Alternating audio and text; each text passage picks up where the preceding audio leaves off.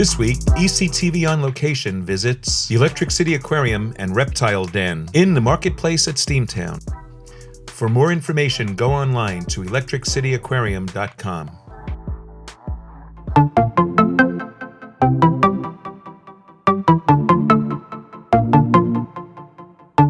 So this is our poison dart frog tank over here. Features a number of different species of poison dart frogs from around Central and South America. Now, as the name implies with these animals, they are known for their toxic skin secretions. Now, luckily for us as zookeepers, the skin secretions are taken from specific species of insects, ants, and mites they eat in the wild, and they convert those toxins into the toxins they use. So here at the aquarium, they get a steady diet of fruit flies, and because of that, they're actually not toxic here in captivity.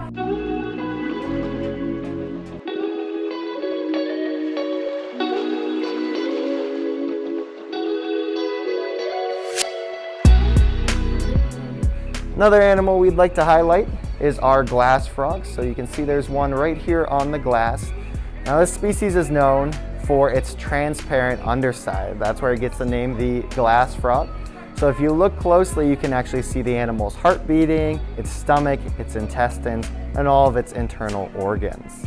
It is a nocturnal species of frog, so typically they are asleep during the day on the glass like you see here.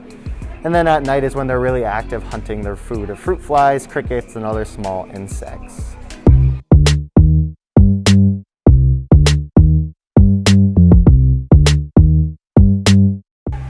Next, we're going to head into our snake room.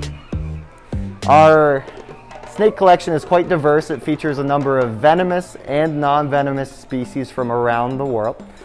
So we'll start by highlighting some of our venomous species. Our first one here is our black and white spitting cobra. Now they're called a spitting cobra because they have the ability to actually shoot their venom from their fangs, and they will use that as a defensive mechanism to keep any potential predator away. Now this species is known for its distinct black and white coloration. And immediately next to it we have one of my favorite snakes here at the aquarium. This is our king cobra. So of course everybody's familiar with the king cobra. They do have that ability to hood as a defensive display to show any potential predators that, hey, you don't want to mess with me. And they are one of the longest venomous snakes in the world. Our king cobra on exhibit here is roughly 12.5 feet long and about 11 years old. As we continue, in this corner exhibit we have one of our largest venomous snakes. This is our gaboon viper. The gaboon viper is native to Africa, and as you can see, it's a very heavy-bodied and wide-bodied snake. Now this snake in particular is known for its tremendously large fangs. So a gaboon viper of this size can have fangs that are upwards of 1.5 to 2 inches long, and inside of the fangs leading to those venom ducts is a highly potent hemotoxic venom which affects the blood. As we continue, we can get a little peek at one of our rarest snakes we have here at the aquarium. This is known as a Komodo Island pit viper, or also as a blue insularis. So if you look right next to the waterfall, you can see this snake sports a very distinct bright blue coloration, and after she sheds as well, it is even brighter blue. So that's very rare in the animal world. There's very few animals that are blue, and it's actually not the pigment, it's the way their skin reflects that coloration. But it's very unusual to see this snake at all, especially in captivity. And we can highlight some of our non-venomous species we have here. So of course one of our most famous snakes here at the aquarium is our reticulated python. The reticulated python is native to Southeast Asia, and it is one of the longest snake species in the world. So our reticulated python on exhibit is roughly 17.5 to 18 feet long, but she could easily reach lengths of 20, 22 feet, even up to 24 feet long. She is a constrictor, which means in order to get her food, she will bite onto it, wrap it up, squeeze it, and actually swallow it whole. The snakes do have the ability to stretch their jaws 3 times the size of their own head, so she could basically swallow like a small basketball or a small beach volleyball. Another really interesting species we have here at the aquarium is our Asian vine snake. The Asian vine snake, as the name implies, is native to Asia, and as you can see, it has that incredibly slender body. And that allows them to camouflage and mimic the environment which they will be living in. This camouflage allows them to move just like a twig swaying in the wind, allowing them to sneak up on their food of geckos, small birds, and small mammals. We'll head over back into the frog room now. And one of our favorite amphibians is our African bullfrog. So this is Jabba, named after Jabba the Hutt. It is one of the largest frog species in the world. And as you can see, he has that big hulking body on him. Now they eat basically anything that fits into their mouth, so birds, other amphibians, mammals, insects are all on the menu, and they will swallow incredibly huge prey items any chance they get. And to our right is another very unique species. These are Vietnamese mossy frogs. So as you can see, they sport a distinct coloration that mimics the mossy caves and walls they would be sitting on. So there's one up in the top left-hand corner, but if we look down here on our waterfall, you'll see there's one sitting right there, and that's exactly how they blend in. You can see he looks almost like the moss on which he's sitting on. So this is one of our favorite exhibits because it really does take the guests a minute to locate and find the frogs in here. Next, we'll be moving on to our lizard room. So again, we sport a number of different lizard species from around the world. Our first enclosure features some of our geckos. So this features our giant day geckos and our mossy leaf-tail geckos. The giant day geckos are quite easy to spot because they have that very vibrant, bright green coloration. But the mossy geckos have an incredible camouflage that allows them to blend in. The mossy geckos are typically found on the side of the trees. So we have one on the left-hand side, right against the tree. And right there you can see just this little shimmer and shine of that yellowish eye. So they blend in extremely well with that bark, and that's what helps them to avoid predators in the wild. Another species that most people really enjoy seeing up close and they get a big kick out of would be our chameleon. So this is a panther chameleon. They are a chameleon species native to Madagascar, and they're known for being a relatively large-sized chameleon. Now, as people may be aware of, chameleons are very unique in that they use their tongue to catch their food. So typically what he will do is use those two independently moving eyes, line up that prey item, and then he can shoot his tongue upwards of a foot in order to use that sticky tip to grab onto those insects or even sometimes smaller lizards. Here at the aquarium, he gets a staple diet of crickets and superworms, and he will use that long tongue to shoot those down. He also is known for his coloration. When they're relaxed, they tend to be a bit more duller, but especially if a female or a rival male came into his territory, that's when you would see those reds get extremely bright. He would turn a very bright blue, and they actually use that coloration to communicate with other chameleons or potential predators. Another very unique lizard species we have is our Saharan Uromastyx. Now this species in particular is very unique in that it requires almost no water to survive. They get the majority of their water from the food they eat. So they're primarily eating vegetation and seeds. So very rarely do they actually have to take a drink of water. More often, they will get all the water they need from the plants they are consuming and the occasional insect as well. They also have that very distinct armor-like plating on their back and tail, which looks very similar to a dinosaur, and a lot of the younger kids do get a kick out of that. The largest lizard we do have on exhibit would be our Asian water monitor. As you can see, she sees we're walking over now, so we've caught her attention. The Asian water monitor is native to Southeast Asia, and as you can see, as the name implies, they spend a lot of time in the water, so she's well adapted for swimming as well as for climbing. So she has long nails to hook into the branches and the rocks in her environment. They also are one of the most intelligent lizard species we have here at the aquarium. So this animal has actually been able to be trained where she will target, and we can use that to feed her, guide her around her exhibit, and do any sort of care we may have to do. She is an adult female, and we've had her almost since we opened. She's been a great addition to the aquarium. Our next and final reptile room is going to be our crocodilian and turtle room. So this features some of our most famous reptiles here. When we first walk in to the right, we have our American alligator. This is one of the animals that we would do feedings with. So this animal is trained. She knows 3 different commands, and we use that to help enrich her, so give her something to do and give her an activity to participate in, as well as that allows us to more easily feed so the public can watch some of the training we do here at the aquarium. So we'll actually bring her up onto the land portion. We will ask her to sit still, and then she gets her food.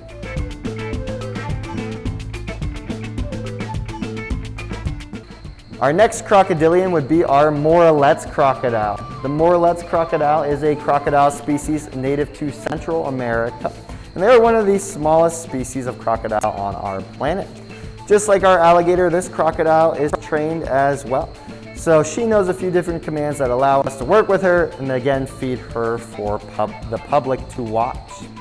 We can tell the difference between our alligators and crocodiles in that the crocodile snout is much more narrow and V-shaped, whereas the alligator snout is broader and U-shaped. Also, by looking at the structure of the teeth, you can see that the crocodile's fourth tooth on the bottom jaw sticks up, whereas the alligator, none of the bottom teeth are visible when that mouth is closed.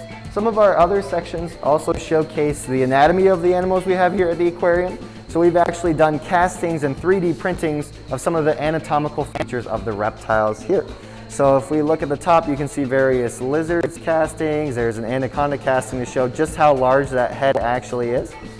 And on the second row, we feature the skeletons that have been 3D printed. So we've got amphibians, chameleons, snakes, and specifically we can see the very large gaboon viper skull that has those massive fangs we talked about earlier that can be upwards of 2 inches long. Our next section features some of our turtle species as well as our crocodilians. So our first turtle would be our diamondback terrapin. As you can see, this species is known for its very distinct silver white coloration to the head and body. They are found along the eastern coast of the United States, and they typically inhabit brackish water where fresh and salt water mix, so they're a really unique species of turtle. Next to them, we have another small species of crocodilian. These are our Cuvier's dwarf caimans, so they're actually the smallest species of crocodilian in the world. These two on exhibit are roughly 2 years old, but an adult does only reach a maximum length of 4 to maybe 5 feet long at the most. So they are a very small species of crocodilian, and they're known for those very distinct orangish maroon eyes they have.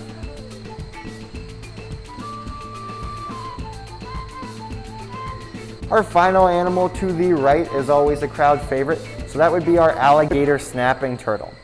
Now right now she is swimming around a bit, but most of her time is actually spent posted in a corner with her mouth wide open. Her tongue is bright pink and resembles a worm, so what she'll do is sit there with that mouth ajar, wiggling that tongue back and forth as a lure, and that would entice a fish to come in, and then she will chomp and catch her food.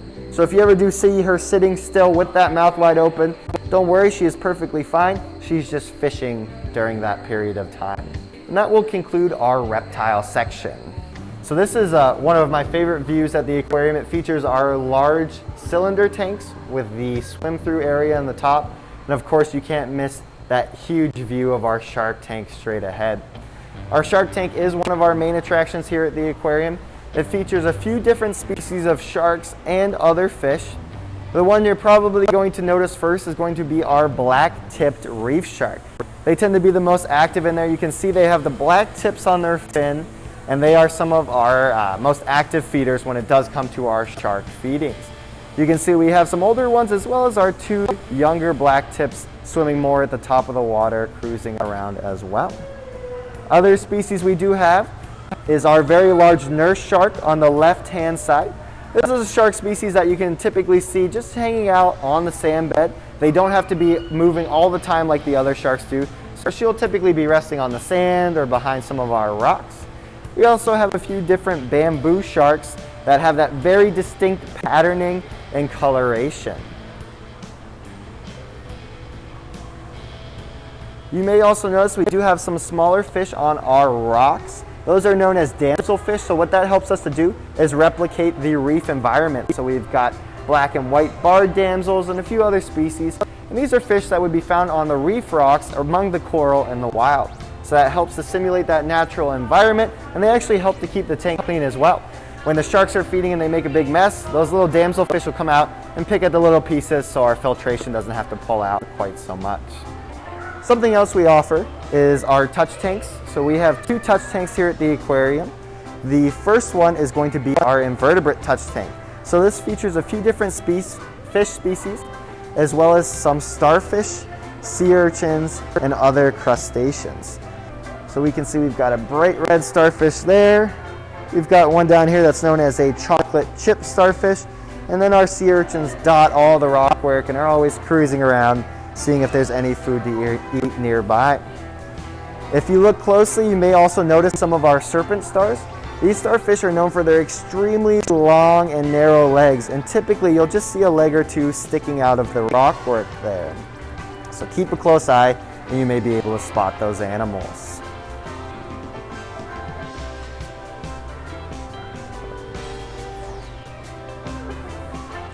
That would be the first of our 2 touch tanks. Our next touch tank features some of our stingrays. These touch tanks allow our guests to actually interact with and directly handle some of our animals. So we do have some instructions on how we want to be touching and interacting with these animals, but it's a great chance to see animals up close without having to travel all around the world. This is our stingray touch tank. And as you can see, it is open throughout the day to the public on a schedule. And once you come in here, you'd be able to see some of these rays up close and get a chance to touch them. Their skin is firm, but sort of soft, so it feels almost like a wetsuit. And you would get to feel that up close here at the Electric City Aquarium and Reptile Den. Yeah, they'll go up in the corners every once in a while. Here, this one's coming to the front. If you want to get a shot under the water there, you can see what he looks like a bit better. Up next is our giant Pacific octopus.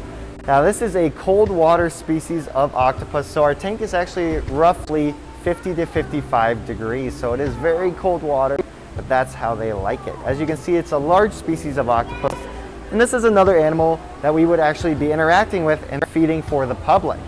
So on the weekends at 1 o'clock, typically he will get a enrichment item, whether that's a boat, a ball, Lego blocks, anything that he can interact with that his food would be hidden in, and then he will use his very delicate and maneuverable tentacles to reach inside those items, pull them apart, or just interact with them in an enriching manner. One of our largest aquariums at the Electric City Aquarium is our Catfish Cove. This tank features a number of freshwater species from around the world. Some of our largest fish in here would be our arowana, the bright white fish on the left-hand side. Or, sorry, that's the platinum gar there. Our arowana is the bright white fish at the very back of the aquarium. And of course, our arapaima is the largest fish in our Catfish Cove. As you can see, it has a huge head and mouth, and it actually opens its mouth with such force it basically sucks its food in rather than biting on or grabbing on to it.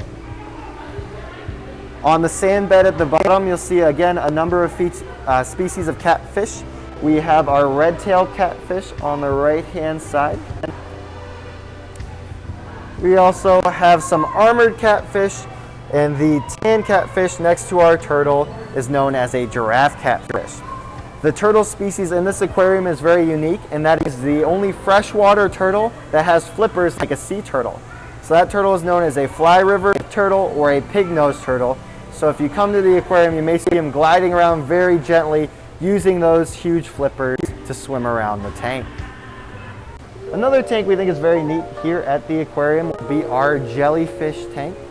This tank features a group of moon jellyfish, and the tank actually cycles its water, which allows them to stay in suspension and constantly moving. The color changing light on the tank allows us to highlight different parts of the jellyfish body as they do swim and float around. And as you can see with those tiny tentacles, they feed on microscopic food items like small species of shrimp or other marine invertebrates or crustaceans. It's also very soothing. You can just sit there and watch them sort of drift around. One unique feature of the Electric City Aquarium is our tunnel tank. This allows you to walk through an underwater tunnel and see some of our fish up close, as well as some of our very cool animals from underneath.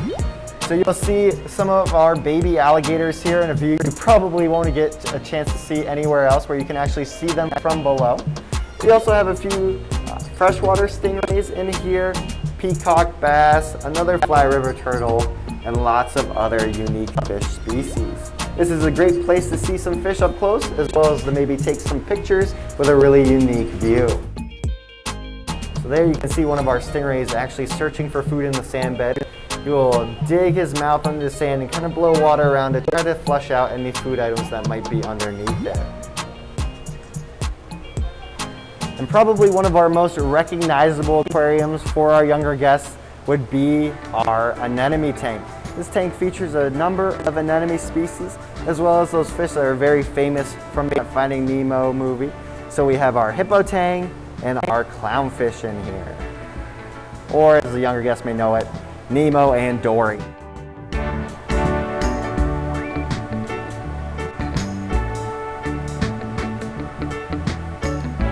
Another very unique tank we have here at the Electric City Aquarium is our brackish water tank. Now this tank features some fish that are found for that fresh and salt water mixes. So on the rock in the center we have our mud skipper, which is a fish that actually can live on land. So they'll come up on the rock there to feed and to check out their surroundings. You can see there's a second one coming over now as well. We also do have some archer fish in this tank. They will actually use water as a projectile to shoot insects off of branches, rockwork, and things around the edge of the water. And what's really neat about them is the image above the surface of the water is distorted. So if we look from below, insect may seem like it's closer or farther away than it actually is, and the archer fish will actually compensate for that to make sure they hit it right on the mark. Once that insect is knocked into the water, they will swim over very quickly and make a meal out of it. So you can see how he uses that jet of water to blast the insect from my fingers and knock it down so he can eat it. But you can see why it's one of my favorite aquariums here. We've got some really unique fish in it, as well as those really interesting feeding strategies they have as well. Something else we pride ourselves on here at the Electric City Aquarium is our reef tanks. So we have a number of species of corals that we propagate here at our facility, both hard and soft corals. So our first tank would be considered our soft coral tank. So you can see these species really float around in the water. They're very soft in structure. We've got a number in here. One of my favorites is the green star polyp on the left-hand side. So you can see all of those little sort of hairs, or the polyps there, that come from that coral. So you'll see those polyps are always just blowing around in the water, potentially catching any food that might be floating by. This system is by and far the hardest to maintain. Because we grow corals at such a fast pace and they do so well for us, you're always having to supplement the water so they can build their skeletal structure. So we always have to keep on top of testing the water, putting additives in there to make sure that all the corals are healthy and happy so they can continue to grow. And how much does it grow a year? It depends on the coral. So like with the green star polyp, it just sort of inches along and expands, whereas some of the corals we'll see in the next tank, you can actually see their branches will extend. You know, it could be a couple inches a year depending on their environment and how quickly they are growing. Yeah, so they have a symbiotic relationship with algae that are in their structure, so that's why we need these specific lights to help them to grow. And then they also will be feeding on planktonic foods that are in the water column as well. So our second reef tank features a lot more of the hard coral. So these are the corals that are very difficult to maintain in captivity. You can see they have that really unique tree-like branching structure, and they have some of the best and brightest colors of any of the corals you can find in captivity. This tank also features some of our giant clams. So you can see these filter feeders that are hanging out on our sand bed at the bottom, and they're constantly siphoning water in and out of their body to feed on any of the plankton or small food items in this tank. They also have that really nice bright blue iridescent coloration. By having the harder corals in here that are a bit harder to maintain, we can keep a closer eye on lighting because they all kind of like the same setup, whereas if you have soft corals in there, they may not want as bright a light, so you have to kind of balance the two out, whereas with all the hard corals in this tank, you can really put a lot of light on them and make sure they all do well. You look back at older pictures and it's just incredible how much they've grown in this time. We're actually having to trim the corals all the time because sometimes they don't necessarily like to have their skeletal structures touching or the polyps touching, so we're always having to trim because they grow so fast for us. We're able to propagate a lot of these corals so we can supply other aquariums, we can continue to keep them in captivity and ensure that all the aquariums in the U.S. can have nice coral displays like we have here. So this is a freshwater tank. You can see it features some different catfish species. We've got a large group of angelfish in here as well, and the mangrove root structure in the back. So that's what that's replicating, those mangrove that live partially in the water. This is our, we're actually going to be moving the electric eel into this tank, so this tank's just empty right now. But hopefully that'll happen here in the next week or so.